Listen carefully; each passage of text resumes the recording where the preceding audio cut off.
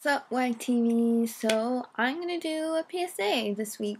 A PSA because this week and the next week are finals for my school, and I'm posting this video in hope that people will not go that I'm gonna use drugs to relieve my stress route. VidCon, VidCon, go into VidCon, go into VidCon. I know a lot of people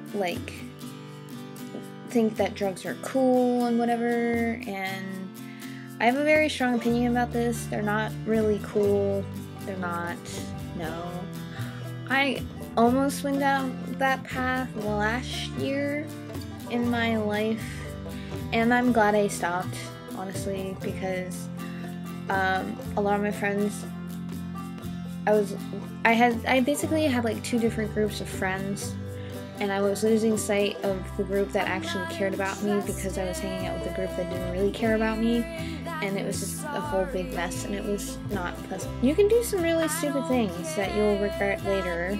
I know some people use drugs for like medical purposes, and that I totally understand, but for my opinion, I don't do drugs. It's something I choose not to do. You can choose to do it if you want to, like, just experience it, but it's hard to stop.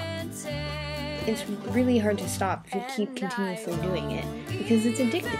That's what a drug is. Well, here's my experience. I hang out, or I should say a lot of my friends are quote-unquote stoners, or they just look like stoners, but aren't actually stoners. And a lot of people judge you based on the people you hang out with, which is really frustrating, especially for me, because I have a lot of cool friends who are quote-unquote stoners, but they're really cool. I just choose not to do the things that they're into. It's just because they're stoners doesn't mean I smoke. And it's really hard to hang out with them when other people around you are like, oh, are you guys gonna go like get high or whatever? No, I don't do that. Ew, gross. Like, there are a lot of peer pressures that come with doing drugs or knowing people who do drugs, because a friend or someone could pick up doing drugs and then they'd be like, oh, you want to go have a smoke with me, and then you feel obligated to go with them because they're your friend, right? But you shouldn't feel like that obligation, and your parents are always there for you to help.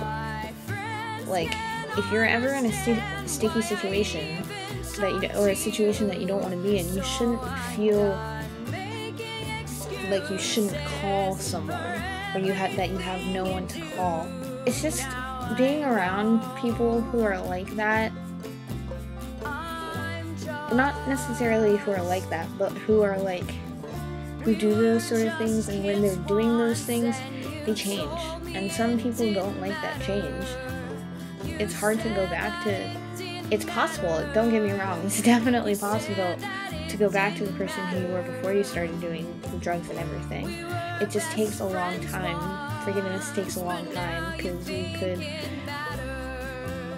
break up in a friendship over it because the other person doesn't like what you're doing, or it just kind of sucks to get into that habit of doing drugs. And as a final note on that, create cupcakes, not Horxcuses, and hugs, not drugs.